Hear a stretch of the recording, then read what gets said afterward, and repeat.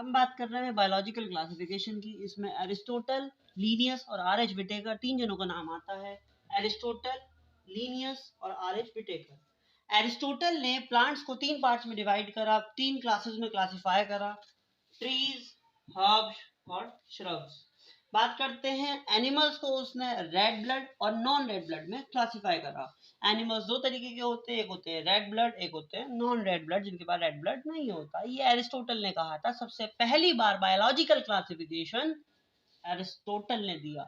उसके बाद आता है लीनियस। लीनियस ने कहा कि टू किंगडम क्लासिफिकेशन होता है।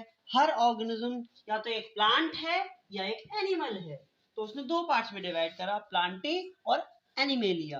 फिर बात करते हैं आर.एच. विटेकर की। आर.एच. विटेकर ने 5 किंगडम क्लासिफिकेशन दिया।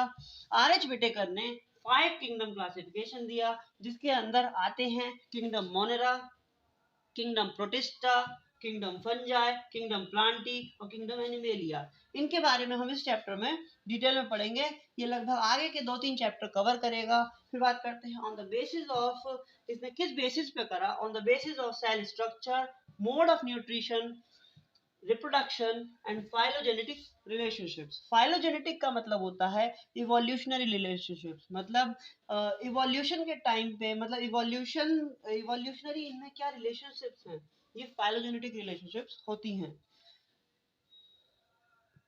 हम देख रहे हैं 5 किंगडम क्लासिफिकेशन। इसके अंदर क्या होता है, ये 5 किंगडम से डिवाइड करा गया है। करा किसने है, आर.एच. विटेकर ने करा है। कौन कौन से किंगडम्स हैं, सबसे पहला है मोनेरा। मोनेरा जो किंगडम है, मोनेरा के अंदर आप सब पढ़ोगे बैक्टीरिया के बारे में। किसके बारे में पढ़ोगे, बैक्टीरिया के बारे में। मोनेरा एक बैक्टीरिया का किंगडम है, पूरा बैक्टीरिया का किंगडम है। ये सब के सब क्या होते हैं, प्रोकैरियोट्स होते हैं, और ये सब के सब प्रोकैरियोट्स होते हैं। और इनमें प्रोकैरियोट्स में, जैसा कि आपको पता है, न्यूक्लियर मेम्ब्रेन नहीं होती। वेल डिफाइंड न्यूक्लियस इनमें एब्सेंट होता है, क्योंकि इनमें न्यूक्लियर मेम्ब्रेन नहीं होती। न्यूक्लियस के चारों तरफ मेम्ब्रेन एब्सेंट होती है, इसलिए इनको प्रोकैरियोट्स कहते हैं। इसके अंदर सब के सब बैक्टीरिया आते हैं। मोनेरा के अंदर आप सब के सब बैक्टीरिया के बारे में पढ़ोगे। फिर इसके बाद बात करते हैं दूसरे किंगडम की, ये है प्रोटिस्टा। प्रोटिस्टा के अंदर आते हैं यूकैरियोट्स, लेकिन सब के सब यूनिसेलुलर होते हैं। कैसे होते हैं, यूनिसेलुलर। कहने का मतलब एक ही सेल के बने हुए होते हैं। सब के सब यूकैरियोट्स होते हैं प्रोटिस्टा में, और इसमें सब के सब क्या आते हैं, यूनिसेलुलर यूकैरियोट्स कहलाते हैं।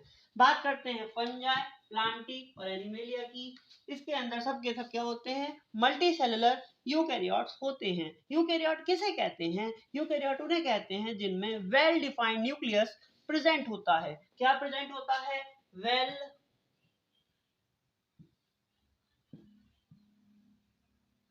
Defined nucleus. Well defined nucleus present होता है, कहने का मतलब न्यूक्लियर मेम्ब्रेन प्रेजेंट होती है। इस चैप्टर के अंदर आप बस 3 किंगडम पढ़ोगे, मोनेरा, प्रोटिस्टा और फंजाई। बाकी के 2 किंगडम्स 2 चैप्टर्स हैं पूरे, ठीक है।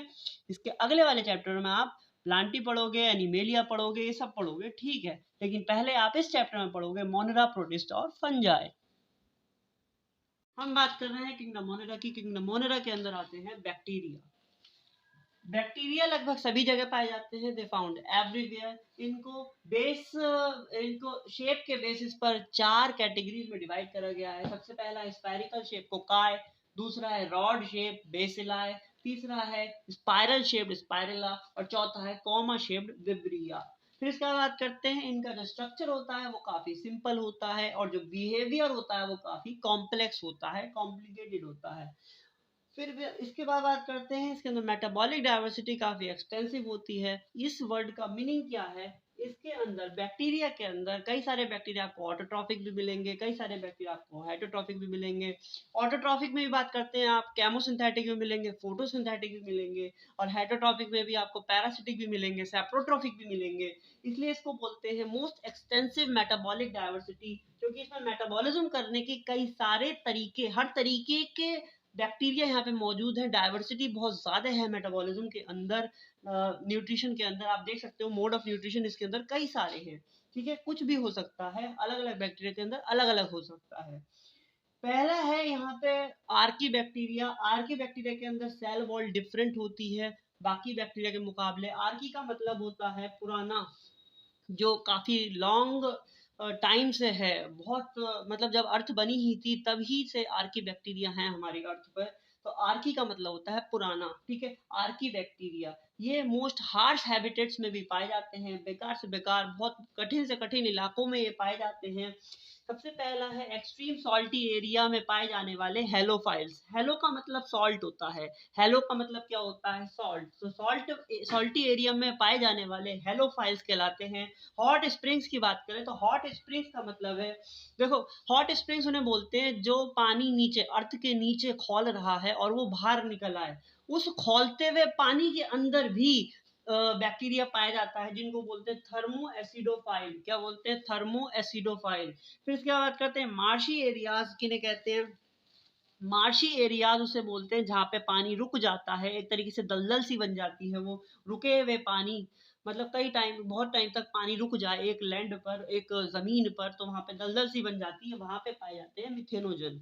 मिथेनोजन का बहुत अच्छा एग्जाम्पल है काउ डंग, मतलब जो भैंस का गोबर होता है, गाय का गोबर होता है, उसके अंदर मिथेनोजन की मात्रा काफी होती है। उसके अंदर मीथेन गैस की प्रोडक्शन होता है, मीथेन गैस की बदबू मारती है, जो बदबू मारती है गोबर की, वो किसकी चीज की होती है, वो होती है मीथेन की। वो मीथेन आया कहाँ से, इस बैक्टीरिया की वजह से आया, मीथेनोजन बैक्टीरिया की वजह से आया। इस मीथेनोजन बैक्टीरिया बोलो तो मीथेन प्रोड्यूसिंग बैक्टीरिया ने क्या करा, जो उसके अंदर फूड था, देखो गाय के पेट में मौजूद होता है मिथेनोजन, पेट को बोलते हैं र्यूमन, उसका जो स्टमक होता है वो 4 पार्टों में डिवाइडेड होता है, जिस पार्ट में मिथेनोजन होता है उसको बोलते हैं रूमन। क्या बोलते हैं, रूमन। इस रूमन के अंदर ये मिथेनोजन बैक्टीरिया क्या करता है, डाइजेशन करता है, फूड को फर्मेंट करता है, एक तरीके से डाइजेस्ट करता है, उसको ब्रेक डाउन कर देता है, और उसके अंदर से निकलती है एक गैस जिसका नाम है मीथेन गैस। तो जब वो गाय जब गोबर देती है, उस खाने को बाहर फेंकती है, एक्सक्रीट करती है, मतलब बचा बचा के सब फेंकती है, तो उसके अंदर ये बैक्टीरिया भी आता है और उसके अंदर से ये गैस भी निकलती है। इस गैस की ही बदबू उसके अंदर से मारती है, इसलिए इसको हम गोबर गैस कहते हैं, क्योंकि गोबर के अंदर से प्रोड्यूस होती है, जिसका इस्तेमाल फ्यूल के तौर पर भी होता है।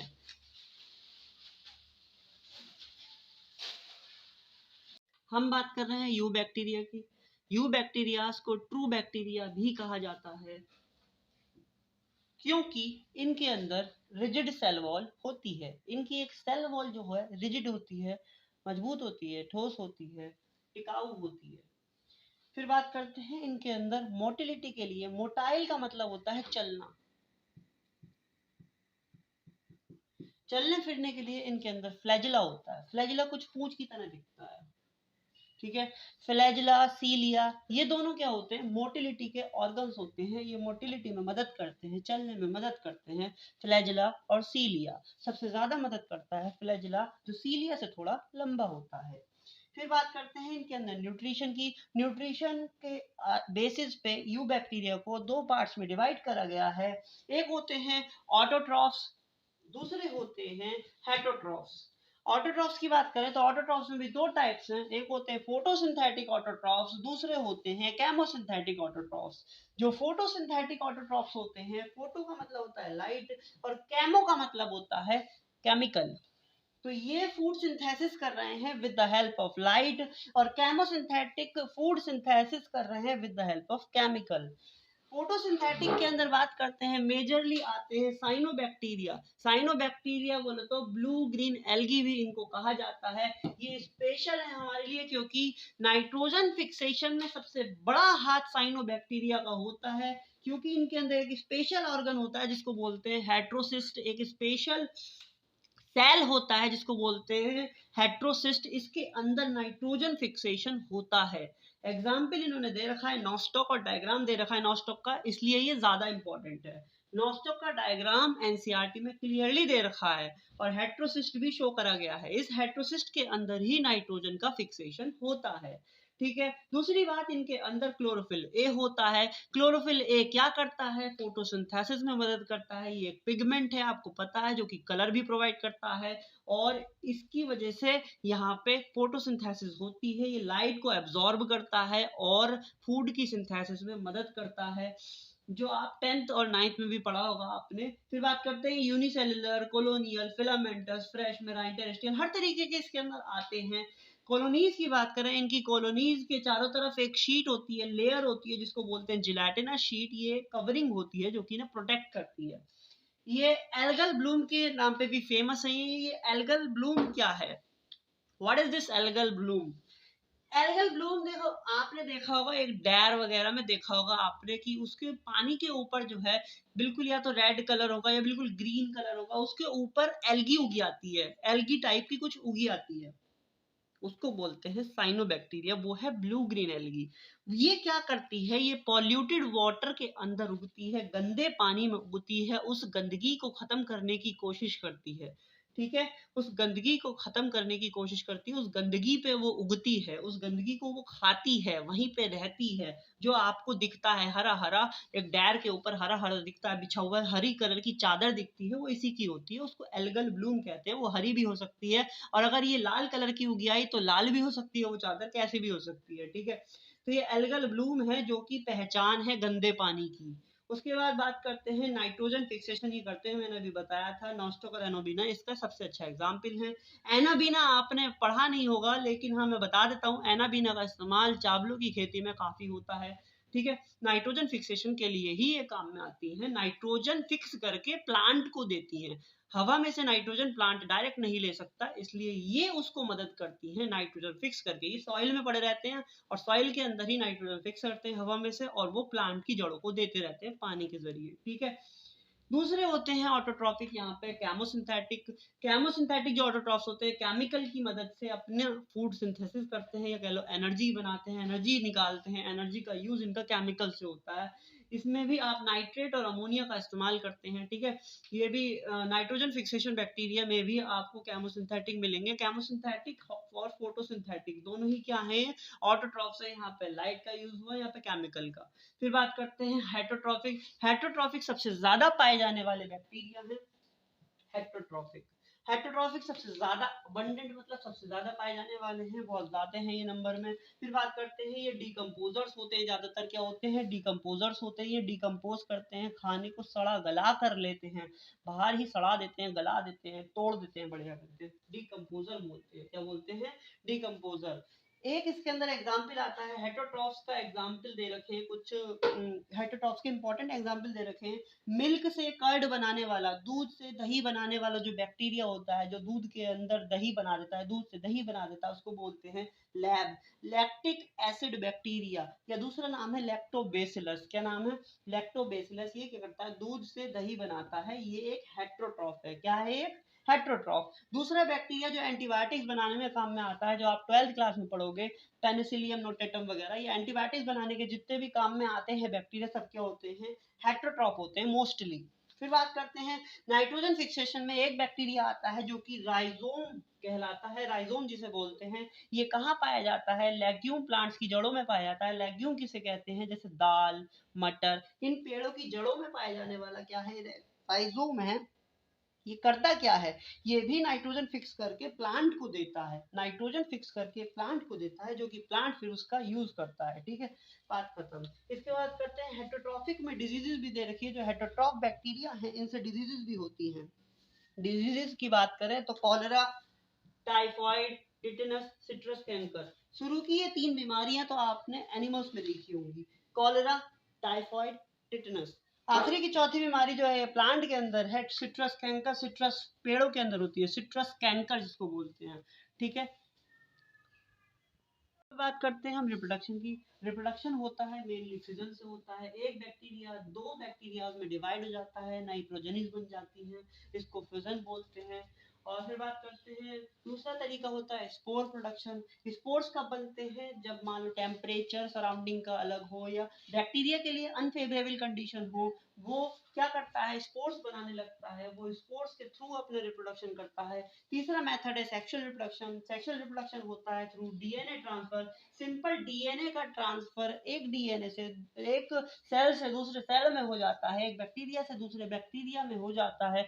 डीएनए ट्रांसफर के 3 मेथड्स हैं, ट्रांसफॉर्मेशन, कॉन्जुगेशन, ट्रांसडक्शन। इनके बारे में मैं नहीं बताऊंगा क्योंकि एनसीईआरटी में इनका जिक्र नहीं है। बस इतना दे रखा है कि सेक्सुअल जो रिप्रोडक्शन होता है वो डीएनए ट्रांसफर के थ्रू होता है। ये 3 तरीके का ध्यान रखना है, बस बात खत्म। इसके बाद बात करते हैं, नेक्स्ट है माइकोप्लाज्मा। माइकोप्लाज्मा कौन होते हैं? माइकोप्लाज्मा एक स्पेशल टाइप ऑफ बैक्टीरिया होते हैं जिनके अंदर सेल वॉल एब्सेंट होती है। इनके अंदर सेल वॉल नहीं होती, इसीलिए इन पे एंटीबायोटिक्स भी ज्यादातर वर्क नहीं करती, क्योंकि इन पे सेल वॉल नहीं होती। क्या नहीं होती? सेल वॉल नहीं होती। ये सबसे छोटे होते हैं, स्मॉलेस्ट लिविंग सेल इनको बोलते हैं, और ये बिना ऑक्सीजन के भी सरवाइव कर जाते हैं। ये इनकी स्पेशल फीचर है। इन पे एंटीबायोटिक वर्क नहीं करती, एंटीबायोटिक इन पे वर्क नहीं करती, एंटीबायोटिक्स इन पे वर्क नहीं करती, क्योंकि इनमें सेल वॉल नहीं होती। माइकोप्लाज्मा इनको बोलते हैं। इस किंगडम के अंदर आपने तीन के बारे में पढ़ा। सबसे पहला था आर्कियोबैक्टीरिया, दूसरा था यू बैक्टीरिया, तीसरा है माइकोप्लाज्मा। ये तीनों ही इंपॉर्टेंट है। ये आपका किंगडम मोनेरा खत्म हो गया। नेक्स्ट आता है किंगडम प्रोटिस्टा। अब हम देख रहे हैं किंगडम प्रोटिस्टा। किंगडम प्रोटिस्टा के अंदर आते हैं यूनिसेलुलर यूकैरियोट्स। यूनिसेलुलर यूकैरियोट्स, ये इसकी खास कैरेक्टरिस्टिक है कि ये यूकैरियोट्स है और यूनिसेलुलर है, ये सिंगल सेल्ड होते हैं सब। इसके अंदर 5 क्लासेस आती हैं, 5 फाइलम आते हैं। सबसे पहला फाइलम है क्राइजोफाइटा, दूसरा फाइलम है डाइनोफ्लैजिलेटा, तीसरा फाइलम है यूग्लेनॉइड, चौथा है स्लाइम मोल्ड, और पांचवा है प्रोटोजोन। मैंने ये चार्ट 4 का बनाया है, प्रोटोजोन को इसके बाद पढ़ेंगे। सबसे पहले हम बात करते हैं क्राइजोफाइटा की। क्राइजोफाइटा के अंदर आते हैं डायटम्स या डेस्मिड्स, आप इनको बोल सकते हो। डायटम्स और डेस्मिड्स। डेस्मिड्स का दूसरा नाम होता है गोल्डन एल्गी। डेस्मिड्स का दूसरा नाम है गोल्डन एल्गी, और इसके अंदर प्लैंक्टन्स भी आते हैं। ये काम क्या करते हैं, इनका मेन क्या क्या प्रॉपर्टी क्या है? इनकी जो सेल वॉल होती है ये डबल होती है। ये बनी होती है सिलिका से। सोप बॉक्स की तरह इसका स्ट्रक्चर होता है, डबल वाला, इस तरीके से डबल होती है, सोप बॉक्स वाला इसका स्ट्रक्चर होता है। सिलिका की वजह से इसके चारों तरफ सिलिका की लेयर होती है, सिलिका से बनी इसकी सेल वॉल होती है, इसलिए इसको हम इनडिस्ट्रक्टिबल भी बोलते हैं। ये खत्म करना बहुत मुश्किल होता है, ये इनडिस्ट्रक्टिबल होती है, टूटना बहुत मुश्किल है इसका, डिस्ट्रक्ट करना, तोड़ना फोड़ना बहुत मुश्किल है इसका। इसलिए ये जैसे जैसे ये खत्म होता है, जैसे जैसे इसकी जिंदगी खत्म होती है डाई एटम की, इनकी जब जिंदगी खत्म होती है तो ये क्या बना लेते हैं, चट्टाने बना लेते हैं। क्या बना लेते हैं? चट्टाने। ठीक है, इनकी बॉडीज जो है चट्टाने बना लेती हैं। देखो ये खत्म हो गई, इनकी लाइफ खत्म हो गई, नीचे जमा होते चले जाएंगे समुद्र में, समुद्र की गहराइयों में नीचे जमा होते चले जाएंगे, और क्या बना लेंगे? पूरी चट्टान बना लेंगे नीचे। ठीक है, क्योंकि ये इनकी बॉल जो है कभी खत्म नहीं होती, बॉडी इनकी खत्म नहीं होगी। ये खत्म हो जाएंगे लेकिन इनकी बॉडी खत्म नहीं होगी। ठीक है, इनकी बॉडी खत्म नहीं होगी सिलिका की वजह से, ये नीचे जमा होते चले जाएंगे। और इनका यूज कहाँ होता है रियल लाइफ में, हमारी लाइफ में? पॉलिशिंग में हम इनका यूज करते हैं, इंडस्ट्रीज इनका यूज करती हैं, और फिल्ट्रेशन ऑफ ऑयल और सिरप्स में इनका यूज इंडस्ट्रीज करती हैं। ठीक है, और बात करते हैं, ये चीफ प्रोड्यूसर है ओशियंस के अंदर, चीफ प्रोड्यूसर्स इनको बोलते हैं। देखो नाम यहाँ पे प्लैंकटन दे रखा है, क्या दे रखा है? प्लैंकटन। प्लैंकटन ध्यान रखना, जब आप पढ़ोगे आगे चल के 12th क्लास में, आपको ये काफी सुनाई देगा, फाइटोप्लैंकटन, जू प्लैंकटन। ये क्या है? ये छोटे छोटे जीव हैं जो कि समुद्र में रहते हैं। इनको खाकर बड़ी मछलियां, छोटी मछलियां इन्हें खाती हैं, फिर उन्हें बड़ी मछलियां खाती हैं, तो छोटी मछलियां इन पे ही जिंदा रहती हैं। ये प्लैंकटन जो है यही होते हैं। ये दो टाइप्स के होते हैं, एक होते हैं फाइटोप्लैंकटन, एक होते हैं जू प्लैंकटन। जो फाइटोप्लैंकटन होते हैं वो फोटोसिंथेसिस करते हैं, और जो जू प्लैंकटन होते हैं वो फाइटोप्लैंकटन को खाकर ही जिंदा रहते हैं, फिर उन जू प्लैंकटन को छोटी मछली खाती है। इस तरीके से पूरा इकोसिस्टम चलता है पानी के अंदर, ओशन के अंदर पूरा इकोसिस्टम इस तरीके से चलता है, इसलिए इनको चीफ प्रोड्यूसर कहते हैं। चीफ प्रोड्यूसर ऑफ ओशियंस यही है जो कि ओशन के अंदर फोटोसिंथेसिस करते हैं। ठीक है, इसके बाद बात करते हैं डाइनोफ्लैजिलेट्स की। डाइनोफ्लैजिलेट के अंदर आता है गोनियोलेक्स। गोनियोलेक्स की बात करें तो ये रेड टाइड्स प्रोड्यूस करने के लिए मशहूर है, पानी को लाल कर देता है, जहां ये उगाता है उस पानी को लाल कर देता है गोनियोलेक्स। और बात करते हैं इसके अंदर, जो ज्यादातर ये होते हैं फोटोसिंथेटिक होते हैं। कैसे होते हैं? फोटोसिंथेसिस करते हैं, ज्यादातर ये मेराइन होते हैं, खारे पानी में रहते हैं। क्राइजोफाइटा हमने जो पढ़े थे वो मेराइन और फ्रेश दोनों थे। ठीक है, डाइनोफ्लैजिलेट खाली मेराइन है, मोस्टली मेराइन है। इनके अंदर एक स्पेशल कैरेक्टरिस्टिक है कि इनकी जो वॉल होती है वो सेल्यूलोज प्लेट से होती है। मतलब इनकी वॉल्स के अंदर सेल्यूलोज की प्लेट्स होती हैं। क्या होती हैं? प्लेट्स होती हैं। ठीक है, सेल्यूलोज की प्लेट्स होती है, इस तरीके से सेल्यूलोज की प्लेट्स होती हैं। फिर बात करते हैं इनके अंदर फ्लैजेला दो होते हैं, एक फ्लैजेला होता है लॉन्गिट्यूडनल, दूसरा होता है ट्रांसवर्सल। एक फ्लैजेला होता है लॉन्गिट्यूडनल, दूसरा होता है ट्रांसवर्सल। और ये जो ट्रांसवर्सल फ्लैजेला है ये जो है सेल प्लेट्स के, इन दो सेल प्लेट्स के, सेल्यूलोज की प्लेट के बीच में से निकला हुआ होता है, ठीक है। फिर इसके अंदर हम बात करते हैं अगले फाइलम की, वो है यूग्लेनॉइड। यूग्लेनॉइड का सबसे मेन एग्जांपल है यूग्लेना। यूग्लेना पाया कहाँ जाता है? यूग्लेना पाया जाता है स्टैग्नेंट वाटर में, रुके हुए पानी में, जहां पानी रुक जाता है, ठीक है, वहां पे आपको यूग्लेना मिलेगा। ये मोस्टली कैसा होता है? फ्रेश वाटर होता है। कैसा होता है? फ्रेश वाटर होता है। इसके अंदर सेल वॉल जो होती है वो प्रोटीन रिच होती है। इसके अंदर जो सेल वॉल होती है वो पेलिकल की होती है। किसकी होती है? पेलिकल की होती है, जो कि प्रोटीन रिच पिगमेंट होता है, प्रोटीन रिच होता है। और इसकी वजह से इसकी जो बॉडी होती है, पेलिकल की वजह से इसकी बॉडी काफी फ्लेक्सिबल होती है। इसके अंदर जो फ्लैजिला होता है वो एक शॉर्ट होता है, एक लॉन्ग होता है। देखो यहाँ पे कंपैरिजन करना बहुत जरूरी है। यहाँ पे सेल्यूलोज की प्लेट्स थी, डायनोफ्लैजिलेट में सेल्यूलोज की प्लेट्स थी, यूग्लेनॉइड्स में प्रोटीन रिच पेलिकल है। यहाँ पे दो फ्लैजिला थे, लॉन्गिट्यूडनल और ट्रांसवर्सल। यूग्लेनॉइड में दो फ्लैजिला है, एक शॉर्ट एक लॉन्ग, ठीक है। यूग्लेनॉइड की बात करें तो ये ज्यादातर क्या होते हैं? ऑटोट्रॉफ्स भी हो सकते हैं, हेटरोट्रॉफ्स भी हो सकते हैं। ऑटोट्रॉफ्स जो होते हैं, जब सनलाइट अगर इन्हें मिल जाए तो ये ऑटोट्रॉफ्स की तरह काम करते हैं, जैसे प्लांट करता है। उसी तरीके से अगर इन्हें सनलाइट ना मिले तो ये हेटरोट्रॉफ्स का काम करते हैं। जब लाइट नहीं मिलेगी तो ये काय का काम करेंगे? हेटरोट्रॉफ्स का। ये प्रीडेटर बन जाते हैं। क्या बन जाते हैं? प्रीडेटर बन जाते हैं। ये दूसरे को मार के खाने लगते हैं, ठीक है। फिर बात करते हैं स्लाइम मोल्ड्स की। नेक्स्ट फाइलम है हमारा स्लाइम मोल्ड। स्लाइम मोल्ड आपने काफी सुना होगा, जो ब्रेड में आपको फफूंद लग जाती है, ब्रेड की जो फफूंद होती है उसको ब्रेड मोल्ड कहते हैं।